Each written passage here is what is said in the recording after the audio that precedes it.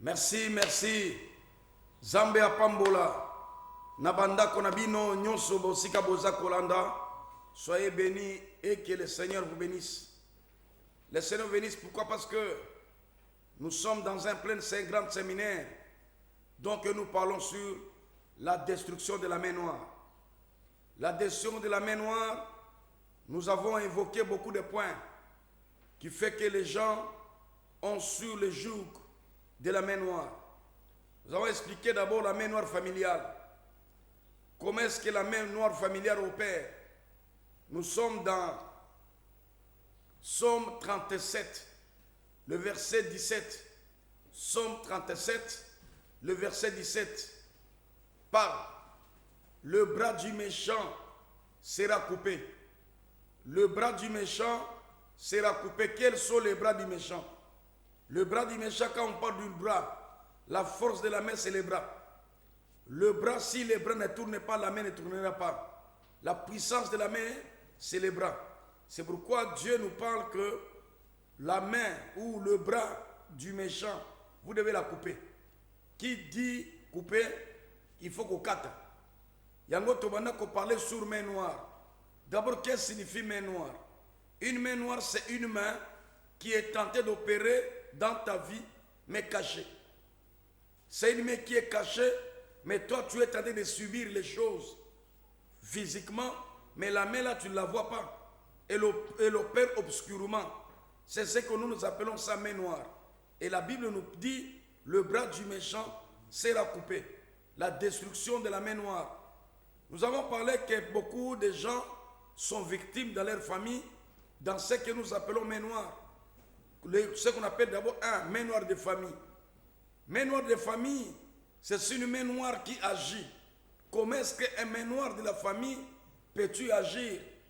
La main noire de famille agit par trois formes. La première, la main noire de famille agit par les tatouages selon Lévitique 19, verset 28, il dit, tu ne te tatoueras pas.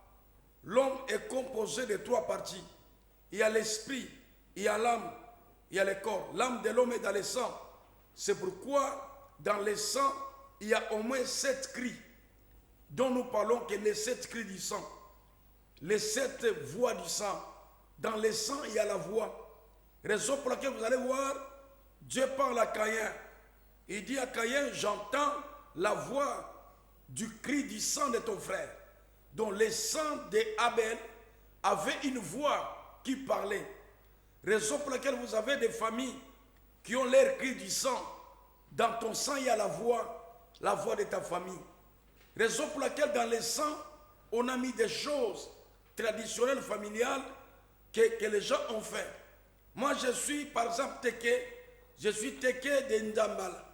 Et lorsqu'il est Teke de Ndambala, la famille l'a pris, lui a fait ce qu'on appelle le tatouage, appelé tatouage familial.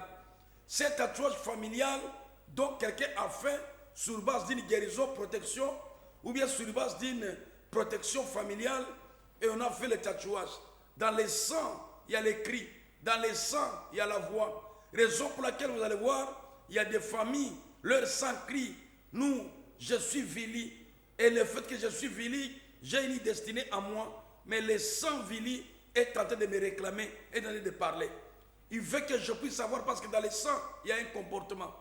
C'est là que vous allez voir que chaque famille a un comportement par lequel le sang s'exprime par un comportement. C'est là que vous allez voir, il y a des familles qui ont des comportements bizarres. Pourquoi? Parce que c'est leur sang. Le sang s'exprime par un comportement. Deuxième, le sang s'exprime par un héritage. Au bas français, on dit tel père, tel fils. Les autres appellent ça les liens. Cet sang s'exprimant dans un héritage familial. Juge 6, verset 13. Gédéon dit, ma famille est pauvre.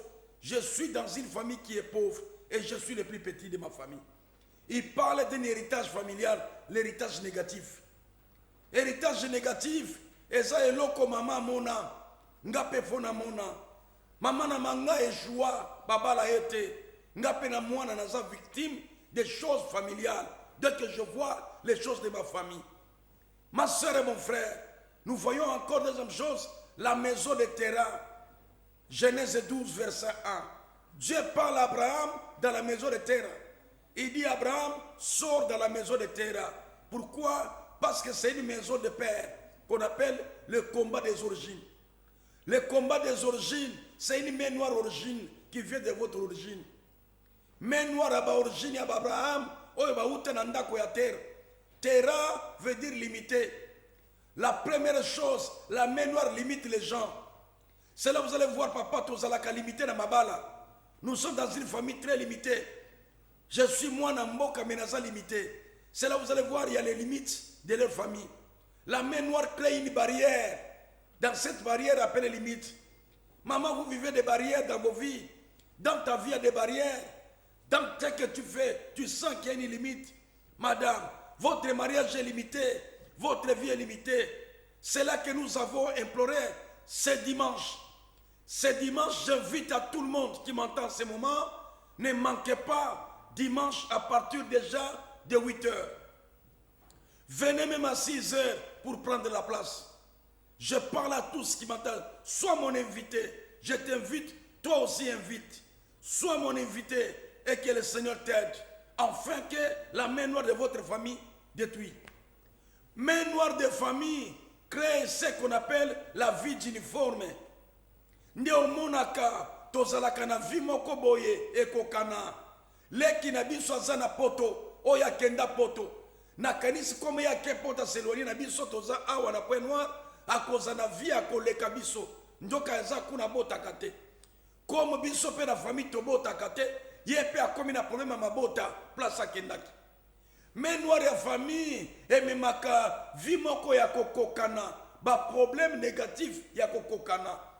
Ndio mona kamutazo lo papa ngana zo comprendre famille na beto et la kabongo famille na beto tozala kaboye famille mais noir et bamba bino eloko mais noir et bamba bino eloko bozala kabongo mais noir.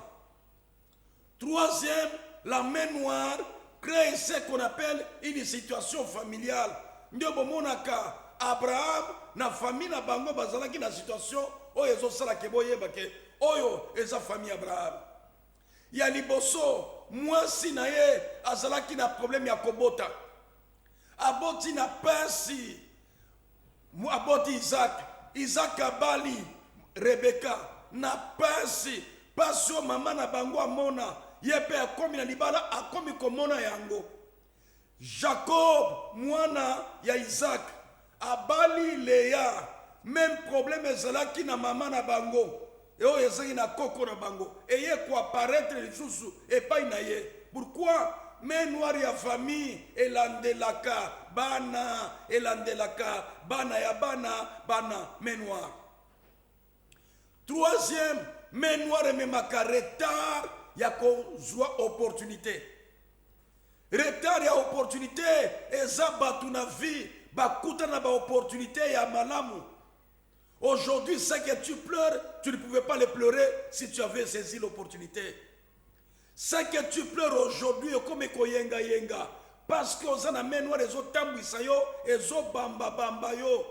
Pourquoi? Pour na raté.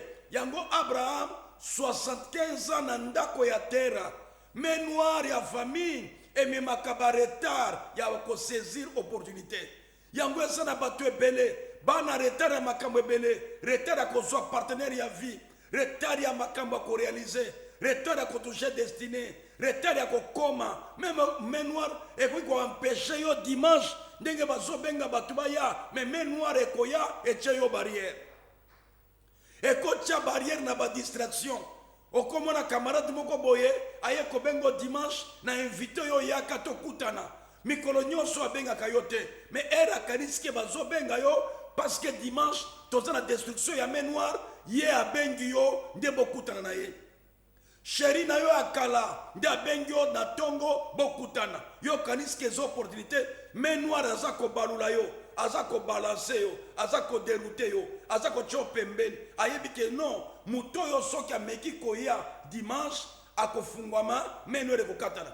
Bo kende mbangu dimanche, bo créer empêchement, bo créer esprit à kilo, bo créer que azwa empêchement, ala mukana retard abosa na programme wana main noire ekomi ko sakana na ye. Mama dimanche ezali kozanga te la destruction de la main noire. Yami bale oyo tolobi main noire. Main noire e atakaka mingi baene. Boko remarkaka mingi bana ya liboso bazalaka na bitumba. Ngana lobite verifiango na famille na yo. Ene na bino aza ndenge nini? Ene ya ba mama na bino azaka wapi? Ene na oyo ye baboti bino aza wapi? Mwana na yo ya liboso tala ye bien. Okore marke ke baene menwa da famille e blokaka baene. Yango kore marke mwana liboso ya Abraham kombo na Ismaël. Ene bazwa ye bachai pembeni. Mwana liboso ya Isaac kombo na ye nani? Kombo na ye Esau. Esau bacha pembeni. Mwana liboso ya Jacob kombo na ye Ruben pembeni. Mwana liboso ya Joseph kombo na ye Manasseh pembeni. Okore marke ke na descendance ya famille oyo bazalaki na main noire bana liboso nyonso ba deruta. Yango bokore marke main noire famille na bino bana liboso bazana ba problème, bana ba combat, bana ba situation. Okore marke yango parce que ça main noire familiale. Ma soeur et mon frère, maman Lamuka, papa Lamuka eza makambo ya vie. Il faut aimer ta vie. Muta kolinga vie koleka yo moko azate. Muta kozwa décision le corona yo azate. Il n'y a que yo moko. Soko zwi décision. Dimanche, ngana landa katata oyo. Mais dimanche oyo, na korate te ata mukete. Tokoma ki na poya koloba, main noire qui opère par l'envoûtement. Qu'est-ce que c'est l'envoûtement? L'envoûtement, c'est un esprit, c'est un vent qu'on peut te l'envoyer pour te dérouter. Yango somona mama, ozalaki na nzela malamu, ba envoûta kobota na yo, ba envoûta yo pono zoazemi te. Okenda na hôpital ba zomona likambote, mais zoazemi ozwakazemi te. Ba envoûta mabota, moyen bozwa bazemi ezate parce que ça na envoûtement. Envoûtement soki koti na vie mutu. Les choses qui étaient normales de comme est normal. Nde osomona mama oboti bana mibale banvuta libala libale kufi obandi lisusu. Envoûtement eza mupepe ya mabe ekokota na commerce na yo makambo nyonso bebi ekokota na santé na yo santé kobeba. Mama tala envoûtement na koyebisa yo. Mama moko aboti mwana era boti mwana bake hôpital bakuti bébé azana sida. Maman a la sida et papa a la sida. Mais moi na wana a comme na sida. Pourquoi? Bas famille na bango na famille a mupepe mabe envoûtement bacha ye tonga moi na comme na sida derrière. Tala comment tu peux expliquer? Moi na bota na sida, maman a la sida te, papa a la sida te, mais muto a la sida, moi na bango baboti. Tala envoûtement ndenge zo balula batu. La Bible dit mon peuple périt par manque de connaissances. Kozanga koyeba ezali ndambo ya liwa. Nde ozomona mutu azo comprendre te papa nazana ke na hôpital nazalaki na zemi mais zemi wana ekomi miyomo. Tala envoûtement et balusa ba vie abatu. Maman lelo komi malheureux or que tu n'es pas malheureux. Envoûtement et balusi yo vie. Lelo komi mutomi lelo. Tu ne pouvais pas souffrir, mais tu souffres parce que ils ont un envoûtement, ils ont imposé vie envoûtement. Les lots combien de bâtiments envoûtés? Envoûtement et pour ça que muto ça la erreur na bagaf. Et un bâtiment ça la bagaf, mon qu'il est condamné bango. Ils ont bango te, ils ont eu un envoûtement. Envoûtement quand ils coupent ça yo ça la erreur. On y a pas des envoûtés yo, mais bâtiment comme ils juger yo. Bato ebele basala makambo na banvoûtement baji na banvoûtement. Exemple moko lorsque na kende kote ya na weso député moko azalaki député moko connu et puis azalaki maillot jaune aimé par la population de weso bato nyonso weso bazali capable ba voter. Maintenant ba député mususu bayoki ye likunya bazwi mupepe envoûtement batie na munoko. Député Leka, il y a mutu azana faveur, il y a mutu va promettre il y a ndem azan mutu asia Leka, ata lobate alinga Leka rae. Député Telemi, alobi nini, ndenge nini mutu oya uti dolezi, azan ne a dolezi, aya combattre campagne, awa na weso a gagné l'élection. Et ko simbate, ngai na za mwana weso, comment mutu auta na lenyari, aya combattre campagne, awa azua. Phrase kaka wane koti na monoko na ye balongola ye et puis balobi akokoma député te mobala alobi papa na bumbi mutu te na sali mabe te na comprendre te maloba nini euti na monoko na nga donc ba député mususu ba koti laboratoire ba beta ya envoûtement na monoko pona sala erreur sala éliminer a surtout ka ti lelo awa kombo na ye ba rallier yango ba sanctionner ye ndenge ninga kokaka bona batu na monoko na ye député ndenge nini aza kokende kolobaka mutu alenyari akokobose parce que eza na bato mosusu bazali bapréfet aza mutu aweso mais aza préfet na nini na dolezi koma alobi bongo alingi akabola mboka mama na barelation nyonso aza nango bakloue mwana mobali asimba mutu alobi je ne sais pas qui m'a poussé de parler donc omona ke envoûtement ekoki pousse mama osala makambo basalaka te et na batu basala makambo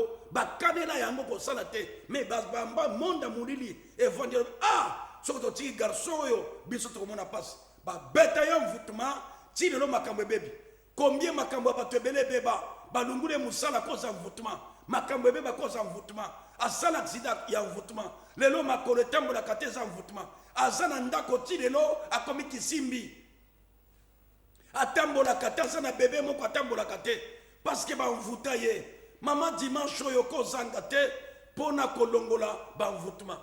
Deuxième chose, je voulais que oyo eza service officiel critiquer yango naza kuna te parce que déjà même Jésus eza na muta yamba ba critiquer na mokilo comme Jésus ba benga Beelzeboul ba to critiquer mais le résultat dans la vie le résultat est plus mieux que les critiques. Je dis bien le résultat est plus mieux que les critiques. Un homme qui amène les résultats et celui qui critique. Celui qui a les résultats est plus mieux que celui qui critique. Le critiqueur n'a pas de résultats. Quand tu vois quelqu'un critiquer les gens, il n'a pas de résultats. Celui qui a les résultats ne critique pas. Nous allons faire écouter, mes amis. Dans la vie, il y a 3 places qui font évoluer un être humain. Je parle en tant que docteur de la spiritualité. Je parle en tant que professeur de la spiritualité. Dans la spiritualité, Dieu n'appelle pas les enfants. La spiritualité n'est pas appelée pour les petits enfants qui ne comprennent pas qu'est-ce que c'est la spiritualité. C'est pourquoi Jésus, à un certain moment, il avait 12 apôtres, mais à un certain moment, il s'est retiré avec 3. Parce que ce sont eux qui comprenaient ce que c'est la spiritualité. Écoutez, il y a 3 parties qui font évoluer. Le pétrole n'a jamais évolué un pays. C'est moi, ça m'engage moi. Le pétrole n'a jamais évolué un pays. Le pays ne peut jamais évoluer ou se développer par le pétrole. C'est faux. C'est une mauvaise enseignement, c'est une mauvaise conception. J'ai entendu quelqu'un qui me dit, nous avons le pétrole, mais pourquoi on n'évolue pas? Mais écoutez, dans le monde de l'évolution, Dieu a mis un principe. Dieu n'a pas dit que vous évoluez par le pétrole. Non. Non, c'est faux. Il y a des pays qui ont évolué, non pas sans pétrole, mais le peuple évolue. Comment? Parce qu'il respecte 3 places. Écoutez-moi. Si tu m'écoutes bien et tu entends ce que je te parle, je suis très véridique et je ne suis pas flatteur. Je suis très véridique, je ne suis pas flatteur. Je veux que ta vie soit dans les problèmes. C'est pourquoi je ne te cache pas. Je ne suis pas de celle qui cache les choses. Je suis celui qui te montre et que quand tu appliques ce que je te dis, ta vie change. Première, Romains 12, verset 1, dit, soyez renouvelés par le renouvellement de votre intelligence. La tête. Ce qui fait évoluer un pays, ce n'est pas le pétrole, c'est la tête du peuple. Ce qui peut te faire évoluer dans la vie, ce n'est pas quoi, c'est ta tête. Ta tête là, c'est une richesse. Ta tête là, c'est une richesse. Quand tu développes ta tête, tes raisonnements, tes pensées, tu peux devenir quelqu'un dans la vie. Le monde n'a pas besoin de couleurs, le monde a besoin de celui qui a la tête. Le monde n'a pas besoin de celui qui marche lentement. Le monde a besoin de celui qui a la tête. Dans l'Ingala, on appelle ça Moutababoul. Ce qui est en baboul, mon frère, on va souffrir. Ce qui est en baboul, mon frère, on va pantalon. Parce que dans la vie, baboul est athée. La plupart de mes thèmes, baza batouazanga baboul. Baton va combattre les balingues dans la jalousie. Parce que ça, Moutababoul. Zalaka Moutababoul. Lorsque baboul est athée, moi, j'ai évolué dans la vie. Exacté. Monde des monde à pétrole, monde des batababoulés. Et on a battu baboula dans la vie.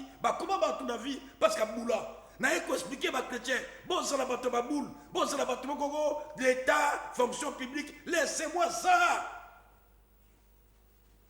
On a viré. Sortez dans les problèmes de virement. Ayez vos boboules. Quand tu regardes le virement, tu vas souffrir.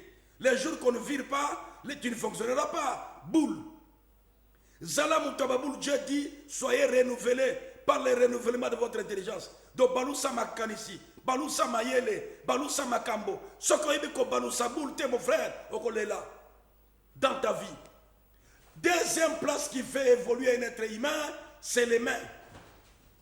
Raison pour laquelle les mains, la Bible dit, je bénirai l'œuvre de tes propres mains. Un homme riche, dans la Bible, c'était Abraham. Abraham n'était pas intellectuel. Abraham n'était pas licencié. Abraham avait les mains. Mes amis, aller à l'école c'est bien, mais les mains. Dieu bénit l'œuvre qui vient de la main de quelqu'un. Tu es pauvre, tu mets les maquillages trop. Parce que qu'est-ce que tu fais dans tes propres mains? La Bible dit, je bénirai l'œuvre de tes propres mains. Dieu a besoin de gens qui utilisent leurs mains pour évoluer. Abraham était de l'homme des mains parce qu'il était éleveur. Il était l'homme le plus riche de la Bible qui avait Dieu et il était riche. Pourquoi Abraham était riche? Parce que c'est ses propres mains. L'homme riche en Afrique s'appelle Dangote. Dangote n'est pas intellectuel. Dangote, il est dans les mains, dans les champs, dans les verres. Il fait les tomates, il fait les ciments. Les jets de mains. C'est les jets de mains qui ont fait Dangote riche. Un homme riche n'est pas politicien. Un politicien riche, c'est un voleur. Je répète, un politicien riche, c'est un voleur. Dieu bénit l'œuvre de main. Lorsque les politiciens, il est ministre, les jours qu'on va l'enlever là, les avantages, il n'y en a pas, il va souffrir. Parce qu'il aime les avantages. Il vit des avantages. Mais quand on les met à côté sans avantage, il ne fera rien, c'est un pauvre. Pour dire la politique, c'est la pauvreté. Les mains, les mains. Les mains. Le travail de vos propres mains. Mais, maman, salana misala maboko. Misala maboko, l'équipe même salaire à colonel. Misala maboko, maman. Mobano ya sala la fonction publique. Yo pe moi, sala misala maboko. Sinon, kokoma moi simoko, kakandeke. Ma misala ya maboko. La Bible lobi, na kopambo la misala ya maboko na bino. Nzambe ndi aza ko confirmer misala maboko. Yami bale makolo. Tes pieds bougent tes pieds.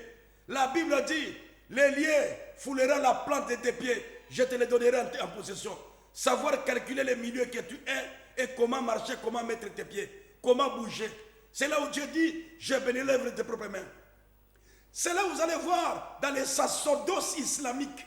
Je répète, dans les sacerdoces islamiques, l'islam avant de prier, il lave la tête. Avant de prier, il lave les mains. Deux, il lave les pieds. Parce qu'il connaît les mystères. C'est pourquoi l'homme le plus riche, ce n'est pas un chrétien. C'est un musulman. Parce qu'il lave les mains. Il lave la tête pour enlever l'envoûtement dans leur tête. Pour enlever les mains, parce que ce qu'il va faire, c'est quand il se débrouille là, que ça marche. Il lave les pieds là où il est là. C'est difficile d'entendre que musulman vit une basse. Parce qu'il lave trop le pied, les mains, la tête.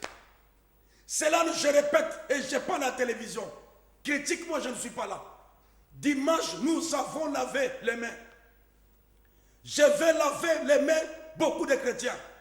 Les chrétiens parlent le blocage. Ils ne font rien. Ils sont paresseux. Pourquoi leurs mains dans la sorcellerie, leurs mains, on a mis le blocage et l'envoûtement. C'est dimanche, il y a lavement des mains. Je vais laver en tant que prophète. Si je te lave les miens, quel qu'en soit ce que tu feras, ça va évoluer. Les choses qui t'ont fui, tu les prendras. Les choses qui te bloquent, tu vas évoluer. Dimanche, j'annonce à tous les chrétiens, il y a lavement des mains. Critique-moi, je ne suis pas là et je ne te révélerai même pas. Parce qu'il y a des gens qui sont champions critiques. Ils n'ont qu'un boule, ils n'ont aucune révélation. C'est dimanche, je vais laver tous les fidèles, tous les chrétiens. Nous allons laver les mains. Laver les mains, que tout ce qui t'enfuit, tu dois les récupérer. Ce qui est à toi est à toi. Donc il y a lavement des mains. C'est dimanche. Je répète, c'est dimanche, il y a lavement des mains. Je ne suis pas celui qui blague. Et je ne suis pas celui qui triche.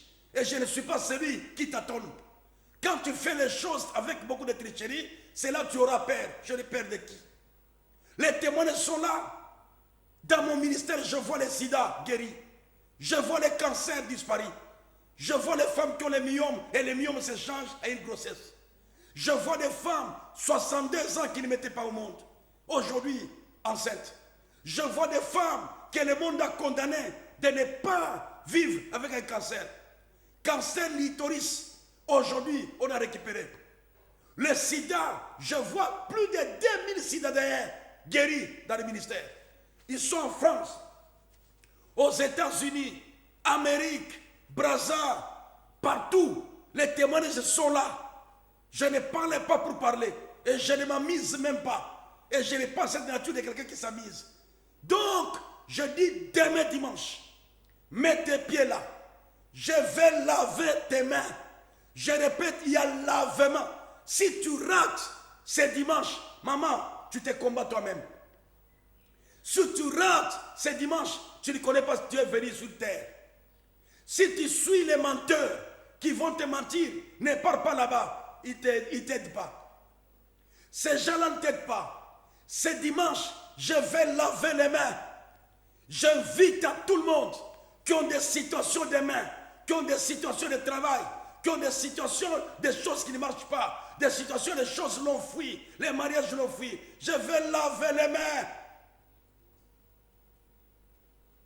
Dimanche, il y a lavement des mains. Ne manquez pas dans ce service de lavement des mains.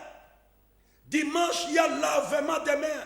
Je répète, il y a lavement. Et c'est les prophètes qui vont te laver tes mains. Je serai ton serviteur pour te laver les mains. Comme Jésus aurait lavé les pieds de ses disciples. Mais moi, je vais laver tes mains. Pour que tu évolues. Je vais laver tes mains en tant que prophète. Je vais, moi, prendre le risque de laver tes mains. J'invite à tout le monde qui m'entend que c'est dimanche, il y a lavement des mains. Venez, ne manquez pas. Dans cette grande service de lavement des mains, Dieu dit, je bénirai l'œuvre de tes propres mains. Donc, si tu manques, tu ne te comprends pas. Même si tu es malade, fais un effort. Même si tu es où, fais un effort. Nalobaka toujours, et si ka yalobiko, et c'est la kamusikate. Et si ka wabike laka, et si ka wamonaka changement, et si ka wamonaka nzamba salaka. Maman, nzamba kosala. Ne manquez pas, je suis venu à la fin. Suivez les témoignages et la séquence, il y a pas de délivrance. La séquence, il y a pas de délivrance. Ingénieur, tiens, minute, la séquence, il y a pas de délivrance. Nous sommes, mon numéro. Boyaka mingi na Jadem ya Mawata ex cinéma Rex boyaka mingi tozana terme 14 jours meno boyaka ebele ezala Tister ya fumu ba quartier boyaka Watolo kunzoyisa kube toninga tajinga ku eglise koyisa vumbo kakatuka munzo ya nguri ako na tata akuyisa katuka mulinyeza famo beno le kumpaka kula mudi pays bampwanani be kungoyo be kula balance ni beno ntatambila yizeno kalubwani tolo kunzambe papa mkitenge solution nikuye ku papa bwa mkitenge memento ni tokos min kuteli di bam dia Dios bakal pak bakal ko chet bari ko makaya gi chan kun so jam kite un kusia bate mo nyas kana kuluta ban ku fiyo ku tete mi ya tu bob matel ban bama na tu kom jama bita mu ku ti sambi ni kulu tele ba sungi isanu ku jardin isanu sukulu di isanu ta brisanu di liens à famille la main noire ni kulu tele isanu ba kwingi ku l'église jardin ni kulu kingla isanu ba sundi de kwana yo sa tamu mu l'église sahika me isanganu kuku tukulu tomba isanu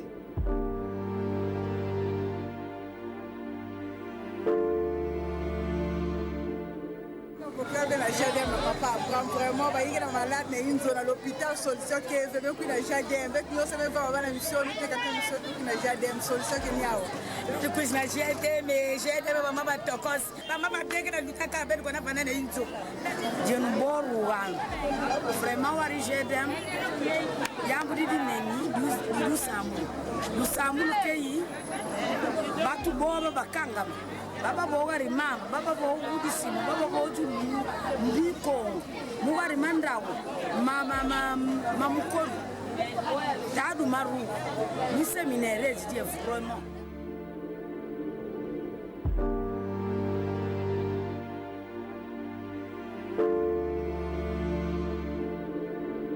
awa vitokuza chedema wa vitokuza tufana mingi na bana mkeso lave kusabi kubakwiza sababu kitatu kwa na familia kubakwiza parce que yasi na sambila tia ina pesa atakina kukima parce que yasi bakuta kusabila le diable que sakina beve kusakina ndio imekuwa na jedem yavana familia mun yavana bana mun les sept tuko kota baba kwiza na jedem la vérité que quoi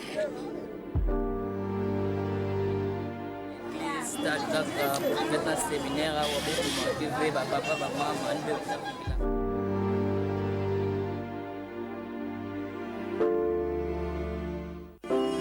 l'église a jamais trouvé solution. Maman bengue la famille mosmake yi bengue vivi à uniforme. Bengue kouelave, ma kouel pas si grand frère que kouelave, petite soeur que kouelave, bengue bengue butarak na inso ba parents. Baban 5-6 mois papa charge jusqu'au bakaka ki mosi. Maman me kumtonge kuzo solution. Bak décision à vie yake. Kuiso sinzana. Kolo Yesu anongoli boya ebele to ya kobebisa loboko moyini eyiba makambo na bino bayiba mosala na yo bayiba mbongo na yo bayiba elevation na yo étoile na yo ngonga ya moi yaka oluka nzambe koke lobi makambo malamu ekota na vile problème yango etire ya bambula ya awa na jardin okozwa solution oyo nyonso oyo azomenace aza distance owa na mboka yaka okozwa guérison na awa na jardin bozwa mwa batan moke botika boregle batan moke dimanche nzambe atiango jour oyo moto akoki kopema eza journée to moto atiaki mpo moto akende kosala yango nabeleli bino surtout bakopera bafrère nanga bakopera ya fois tout nabeleli bino boya tokokisa nzambe tosalela nzambe akochange vi na biso mobimba ekozala bien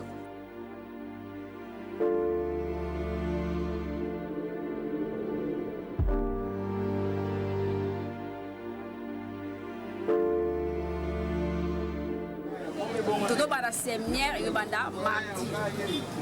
Mama okotide yango kopana ndako te ato bani na ndako kozwa solution te ya koluka lobiko na église jedem todo vito bama telema ya koluka nzambe ata bato baboyo église nzambe ya koboya yo te yango nazokobenga bino mpe bakopera ya foire bakopera ya fond cheche ya cheche bino tu bapriere mingi ya kuzondi kevele na kati ya jardin awa kote babezondi kote nke guérison pour babati nyonso kelanda ngenge mevanda injo ngenge mevanda nge nakwenda na babar nge nakwenda dépense bambongo maintenant kwangu na jardin awa beta soso babantu awa papa kitenge nasala mama mangolo awa mapitu na mevanda kange kana injo Vou chamar as minhas irmãs e meus irmãos, meus pais, minhas mães. Mamãe, vamos levantar, vamos procurar a Deus. Mas se você não levantar de tudo que você tem a ver, não vai ter solução. É por isso que eu vou chamar as minhas mães. Mamãe veio, minhas mães veio, para vir ter a peça. Nessa igreja de GDM. Mamãe, você vê vir, não está pegando mais. Está fazer trabalho já não está pegando mais. Mamãe, levanta. Minhas irmãs levantam, meus pais levantam. Para procurar a Deus. GDM vraiment.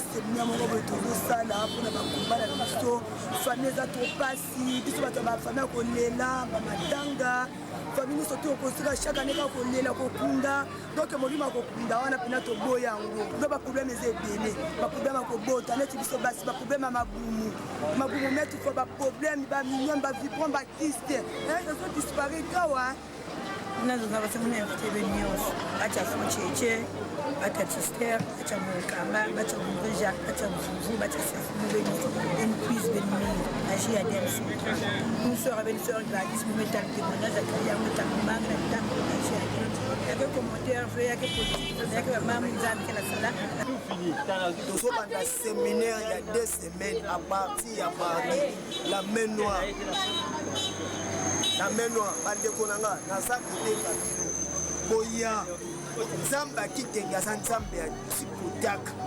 baninga na nga bacoopérant ya cheche ya foi ya fond cheche boya la main noire ebandi prophète kitenge auti ngomba nzambe azosala miracle ya tikotaka vraiment nazokoexote oyo moto ofandi na ndako ozwami na bulembu okangami na minyololo ozokozwa meme ta ya kobouge te ya kokokisa nzambe yango nazokoencourage moto eza na ndako oyo okangami kati na baproblème songo ezokoderange yo mais frère christ nga nazokoinvite yo opusana pene ya nzambe libanda na nzambe ezaka kufa vrai faut comprendre que ça kufa faut kota na kati ya bonzambe yango okomprendre ki nazalaki na kati ya libulu maintenant sikoyo na bino na kati ya libulu enweye ya kolukwen menwe twabandi na te miyono la destruction de la main noire yitsanuye ya kubwe twabandi 14e jour iséminaire yitsaye ya kubo namkulutele yitsariye ya kubo yelumkwen meno na ti collègue ti bisalwe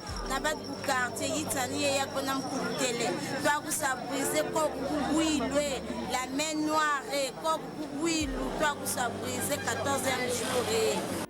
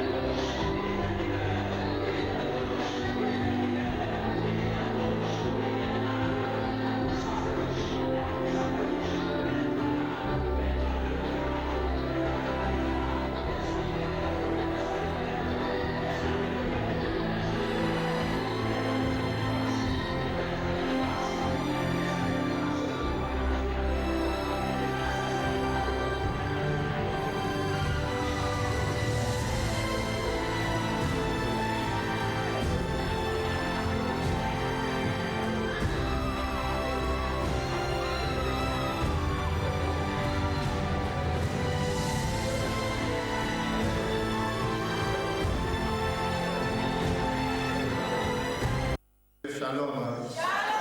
Nazo témoigner mon nzamba Jiadien ya papa avant Kitenge na miracle à Sali na Finanga na ko zala ko la été nazalaki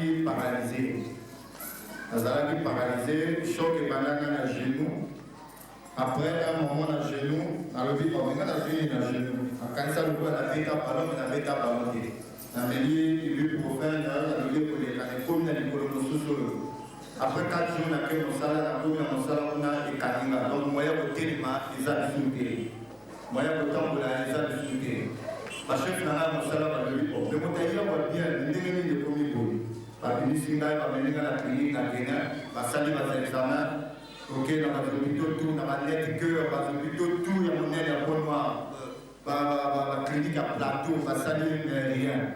Dans le but, mais avant on a ensemble la Nigeria, ça fait 3 ans ensemble là. Mais dès que nous avons malade, nous avons la bâtisse aussi matin, nous avons continué toujours pour que l'hôpital, nous avons la sous-bâtisse. Dans le but, dans ma famille, nous avons un nat, pas qu'on dit qu'on a la Nigeria, nous avons un kawana. Si nous avons le but, nous avons pas la Zoria. Alors oui, maintenant, pour que nous voyons la monnaie, nous avons une bazone sanga. Bazola tisanga bazoli sanga donc ma boko na ngai ezalaki ya kokanga maboye donc nasali 8 mois na ndako natambola te eloko te maintenant après bamelinga balakutana papa tosololi na ye makambo aloba na nganga moko nayebi yango tosololi na ye après tosisosola ye alobanga asomba l'huile na mai asomba l'huile na mai alobanga maseke nango na makolo bamaseke nga maboko au fur et à mesure isapeli mofungama. Au fur et à mesure, ma colopée nous soit fort. Mais la zone de temps, avec moi, la bébé a eu pour la temps. Kabongo, elle va se faire la béquille. Avec des choses, elle va se faire la béquille, au côté de la béquille. Na uvana kabu, la zone salaka, makasi kabongo, na l'huile, un massage, na mai, na ba sacrifice, na kabo salawa, zambe vraiment salama boko, lelo na télémi, na zone forme.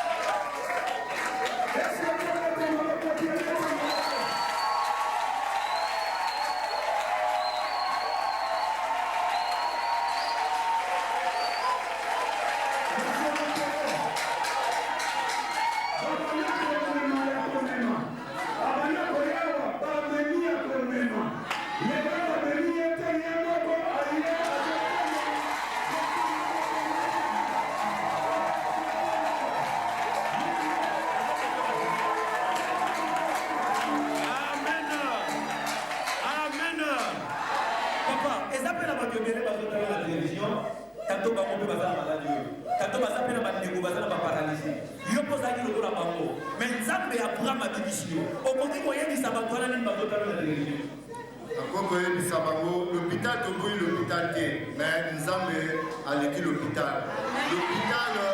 L'hôpital est soigné que le Motabi qui s'appelle Zanzambo. Batomanobi est payé. Oh Mafuta, oh Maï, Bazaba ignorant. Il y a un miracle que Salama la Bible dans Zambé, et le gars qui n'a Maï n'a Mafuta.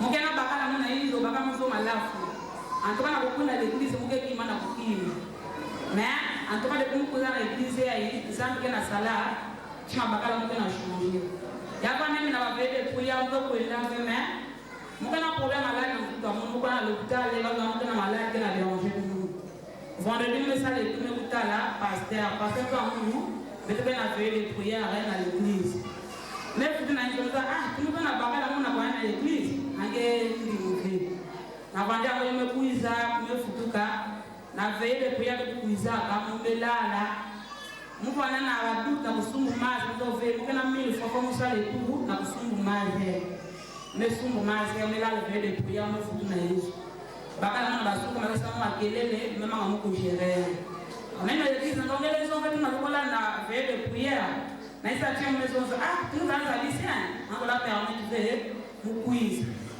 mevanda musiba kama bona kisala na suka umefungua meba mazi umesana container mazi na boyo ubio umefungua bana mkana bantatu mepesi ba mazi mkana sukuba figira na mazi na kula kusugulu ba figira na mazi na umesana dejena wa bana mais ba mwende lutu mwana kana bela kana kana kunda mna kompande kana kunsa mwana fie atake mwana pe mwana msheka na simba ve mame suku figira na mazi Mama Sadia.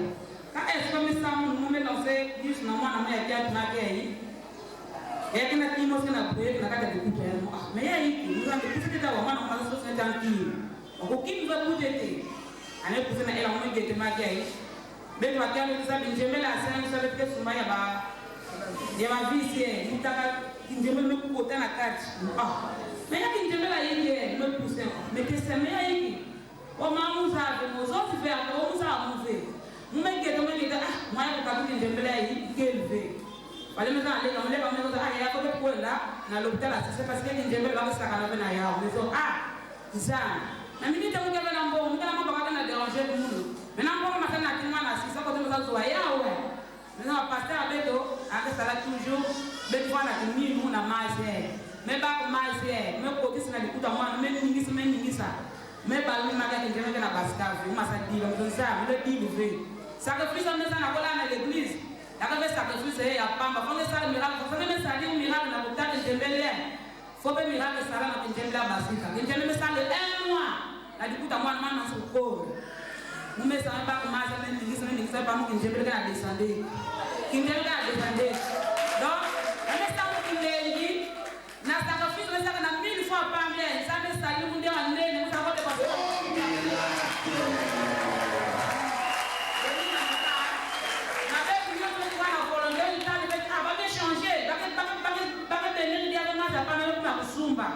yake kimi nyonso ke kwanda kana sacrifice yao unakula 1000 fois yame ede Mungu mtakole kwa sababu mingi mena mimi fanya kimi na Mungu sana yao alingina kumsanza papa na ngabo ngiti na oya sali lisusu kati na baninga nanga lobi ngala yake awa lobi na ya na ba presse ba 10 heures kana na muninga moko ako sala abo muninga mumona na ye abijwa ka ba trouble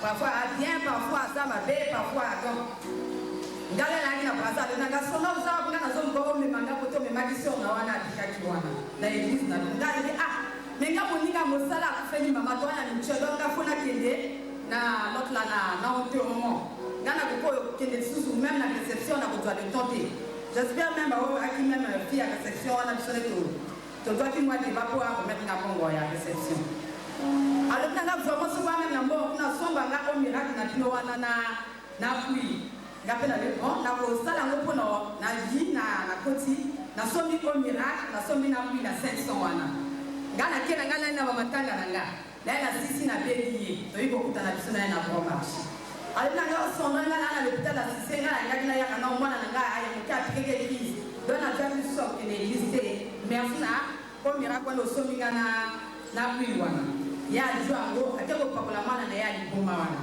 apakoli yango katwa lekwa kana kata sal awa akata sala atinelinga misala o sona folo bana papa ke o miracle wana na kuina mwana nga liboma esili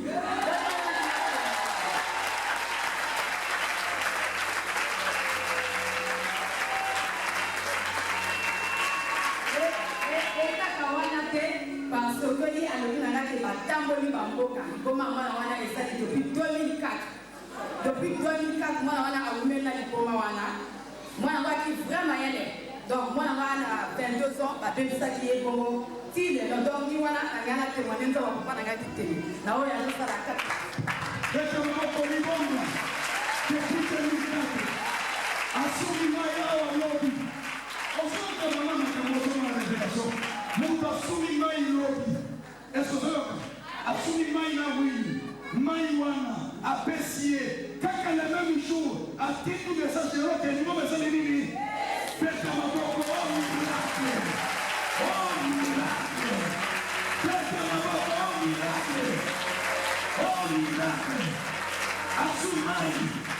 mama batamoli bakoka na bango bapays na bapays bisika na wapi bakota te mais yo nyonso néglige mama oza na révélation te soki ozali na révélation olingi ozwa mai bino eloko wana ekoti mama na ndako na nga moko nga moko prophète mais na ndako na nga nazakaka wili te nazakaka nini o miracle te makambo ekoya butu moi afana kende hôpital na sino no wili mpona malade soki ezokende nzambe aza bakombaninga Shalom. Bon, quand depuis nakotaki mwana nga liboso akomi na 11 ans nazwaka zemi ebimaka. Donc depuis 2014 kaba jeu wana sinatika zemi fo ebima. Maintenant na bana reçu chez le jardin. Mokolo ezalaki mokolo ya veille de prière à tolo na se. Na dizo bifo na kende veille de prière. Nayakaki awa en vendredi 2019. Na iya wana mobana lobi fo kende kotika nga ote okolala na veille de prière lekizo est-ce que yo sambelaka kuna lobi fo nga na kende parce que yo ozosala nga makelele mpo na mwana bazeme ezobima ngai dofo na kende na iya wato nalalaki veille de prière papa Abraham asakoli yana mwana mwasi ya yawa aza na posa kobota mobali na ye awuti braza ayaka nsima lobi totelemi nga na mobali na nga toyi awa papa Abraham alobi okosilisa 2019 oyo tokozwa zemi mobali na nga bute donc nasuivi ndenge abute tosilisi veille de prière na ntongo wana tokendako akoma oloba yo ti ozwaka na yo bazemi ebimaka na yo kaka mene eske okobota nafandi même pas un mois na tuisemi ntango na tuisemi na quel hôpital balobi na nga ntango na tuisemi na bati mbala moko pese depuis un mois balobi na nga na l'hôpital ke kol na yo eza polele fo baocercle pendant 8 mois makolo likolo mama na biso alobi ekosimba te nga naza na makasi ya kogarde na l'hôpital te pendant 8 mois ekosimba te nga badobi kobela mwena yaka ezalaki te nazalaki na fwa moko na quartier na biso asambelaka na jardin matistere donc fo napesa ye parfois 1000 francs na mafuta amemelanga mai ntango akomemelanga mai na meli na sambeli chaque échographie na nga mwana aza baposio mabe fo mwana kaka biseli ebima sina kia pese sage femme akoma oblame ngai sinalobaki noko bacercle yo boye kakomela kosuive bapriere komela o miracle lelo nzambe asali na ti mwana abotaki ye na 11 mois accouchement très difficile nalingi nakufa nakotaki bloc depuis 3 heures jusqu'à 22 heures à lobby donc nayingi kotémoigne monene na nzambe ya papa abwangi te oyo asali kati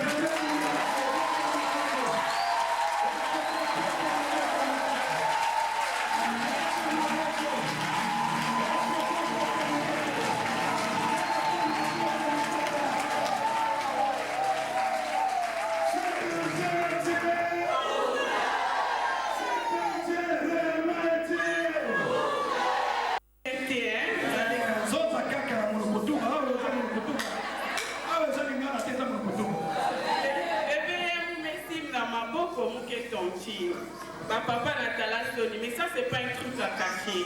Faut remercier Dieu. Faites goûter bien la cabana de Fassué. Mais 2 mois après, il y a eu des problèmes de part et d'autre du côté familial. 2 mois après, bébé Mekouma, Fassué. On a écouté à la maison, si ton Dieu est Dieu. C'est vrai qu'il est là. Nous sommes arrivés à la réception avec M. Malta. Depuis ce jour-là, nous avons donné l'enfant l'eau. Et il nous a même dit, si ton Dieu est Dieu, prouve-le. Le rôle à Singaya, Libota, je ne sais pas si vous connaissez, Singambota, on avait fermé là. On a enlevé et nous sommes allés à la maison.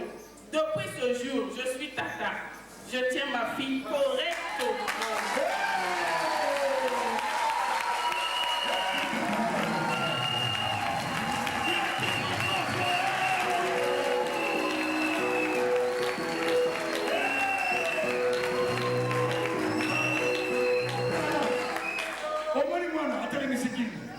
Depuis moi, on a botama, qui me aide, ma yakine, azakaboy.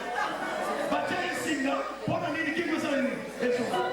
Maï la pamba yo. Telle que tu m'as dit.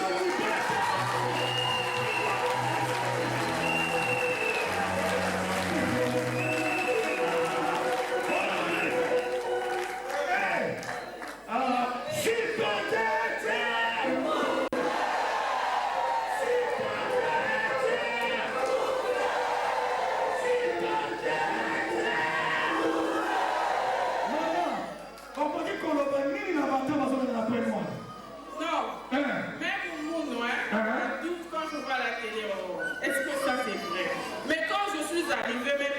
témoignage, ça se fait qu'elle a délivré ma femme. Non, cher de vous. Donc, ça veut dire que Dieu existe. Ben, c'est vrai. Si ben t'as la bébé comme ça. Mais aujourd'hui, tata, debout. Si ton Dieu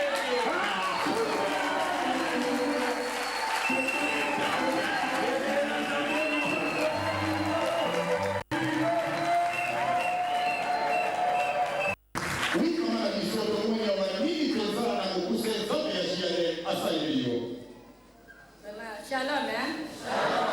Vraiment, j'ai aidé ma salle na carte de l'année. Vraiment, la salle 12 ans, la carte de malade.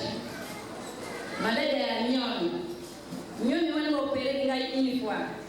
Nous avons opéré pour la carte de l'année. Et ça dit 12 ans? 12 ans.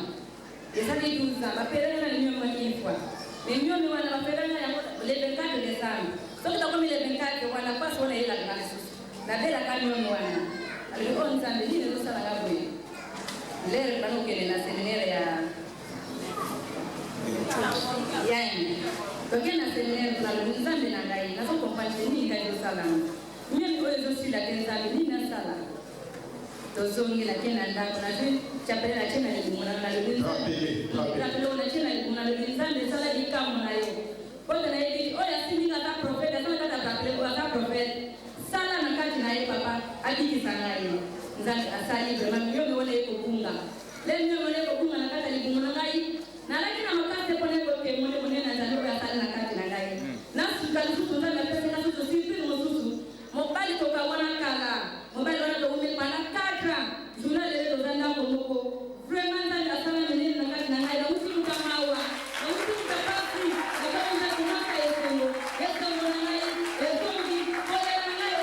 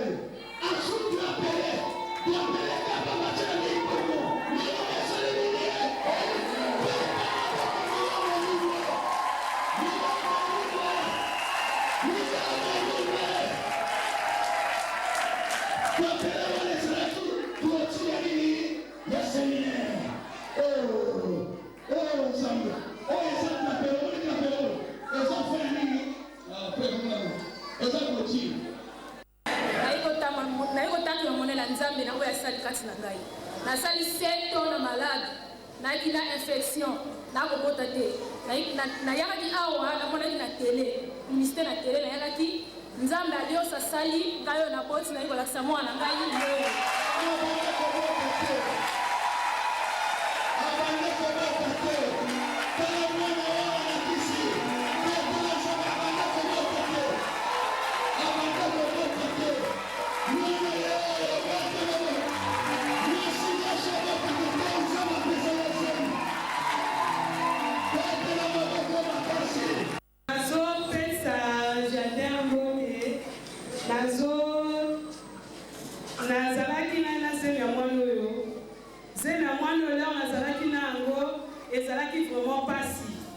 mais nasemi wana ndanga memaki se na mwana oyo nakendaki hôpital balobaki na nga nazala 4 millions na 4 millions wana nazalaki na yango nayakaki na pasteur lelo tozalaki na sympathie naya na pasteur amemi nga tosambeli pasteur amemi nanga boyeke tokosalaka priere omemaka mai na lui nzambe akoyeba ndenge nini tokosala nga nala koyeka na priere atu moment nazalaka na kati ya priere nga mpe mai kotika te lelo nazalaki na kokende l'hôpital nakomaki omo na 3 semaines nakokende nga l'hôpital te maintenant moko moko na mobali nanga alobi nanga kekende l'hôpital lelo nake l'hôpital nake okoma l'hôpital nazosala nani baexamen batininga échographie nasali échographie wana bamoni zemi ekomi na 4 mois donc na kati ya 4 millions na million ya 4 wana ekomi mwana donc vraiment même l'air tokendaki na séminaire na kote ya kokoloko ba awa tozalaki na batrapele même jour nalema kokota mwana vraiment ezalaki net basene kaka na uti na église l'air tokendaki na séminaire tosilisi séminaire toyi na ndako na fandi nanga boye nalobi te lelo nga nakokenda nga église te maintenant bana balobi nanga boye awa maman lobi tozalaki na église lelo nga tokende ntango nazosoche nanga fatigue nakenda nga église te maintenant apa heure moko nafandi nga na kati ya ndako balobi nanga boye fo kende église nga mpe na dwi nzela même pas kosokola nasokolaki te nasokoli ka makolo nake église lelo nake na église boye nafandi pasteur apesaki programme nani parole mosi alobaki boye alobi na biso boye ke si yo oza na zemi na momo wana ozokenda ke okobota parfois lelo ozomona ke libumu ozosala yo mpasi na l'hôpital balobi boye ke mwana aza na position moko ya mabe mais lelo ozokota na position moko ya bien mais vraiment comme nazalaki na nga na kati ya badutu te vraiment nazalaki na espoir na nzambe nalobaki ke vraiment si zemi oyo ezalaki ya vrai ke nzambe otapesaki nga yango na ngai nyonso napesaki yango epai ya nzambe jour nakendaka kobota nazalaki na drapele na nga ka mai motala kobima nga nalobi te elo mobali nanga mai ezobima nga to ebele tokende nga l'hôpital mobali nanga adi nzela alobi nanga tomema biloko tomema biloko te alobi nanga naita tomema biloko nga alobi na di mwasa bilamaka mibale kaka natiaki na kati ya sara lelo tozokende l'hôpital nga na di drapele na nga namemi yango na l'hôpital lelo nazokoma boye basasa balobi nanga madame yo oyi kobota nalobi wi nayi kobota te tozoma oyo ezemi ezaka moke na fiche nanga basali 6 mois na échographie basali grossesse terminée balobi nanga boye ke madame si tomoni ke oboti mwana azala bamwa normal te si aza mwana moke totine oyo na neonal mais vraiment na bapoi oyo vraiment tozomona mwana kobotama na bapoi ya normal te ngai ndenge nafandaki na nga kuna natika drapele wana nakotiaka priere na drapele wana nazotia drapele wana na libumu na nga nalobi ke tata nzambe soki yo topesaki nga zemi oyo na debi elaki 4 millions mais awa ekomi zemi si vraiment eza efoke eza mwana kati ya libumu awa nalobi na drapele oyo nazotia na libumu na nga mwana efo ebima na normal akokelema na neonati te sasa balobi nanga boye okokota na 5h30 ngai mpe nafai l'hôpital wana mpe moma yango okobota mpe nakoti mpe na ba 5h30 sasa balobi boye topeze nani mwana tozopeze mwana bapeze mwana boye mwana na 3 kilo 400 basasa balobi ke mwana oyo tokotina ye na neona te aza na bakwana ye ya normal ngai mpe na dwi nzela badwinga batinge na sala maintenant mobali nanga alobi boye comme okoti na yo bien ese okobima afoti tolani basage ange kotuka alobi non akobima na ye comme okoti na ye bien todwi nzela toke nakotémoigne grandeur ya nzambe papa abwaki tengena